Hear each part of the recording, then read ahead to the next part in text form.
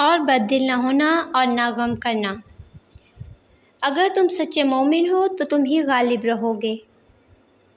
اگر تمہیں زخم شکست لگا ہے تو ان لوگوں کو بھی ایسا زخم لگ چکا ہے، اور یہ ایام زمانہ ہے کہ ہم ان کو لوگوں میں بدلتے رہتے ہیں۔ اس سے یہ بھی مقصود تھا کہ اللہ ایمان والوں کو جدا کر دے اور تم میں سے بعض کو شہید بنائے، اور اللہ بے انصافوں کو پسند نہیں کرتا۔ اور یہ بھی مقصود تھا کہ اللہ ایمان والوں کو پاک صاف بنا دے اور کافروں کو نابود کر دے۔ کیا تم یہ سمجھتے ہو کہ بے آزمائش بہشت میں داخل ہو جاؤ گے؟ حالانکہ ابھی اللہ نے تو تم میں سے جہاد کرنے والوں کو تو اچھی طرح معلوم کیا ہی نہیں۔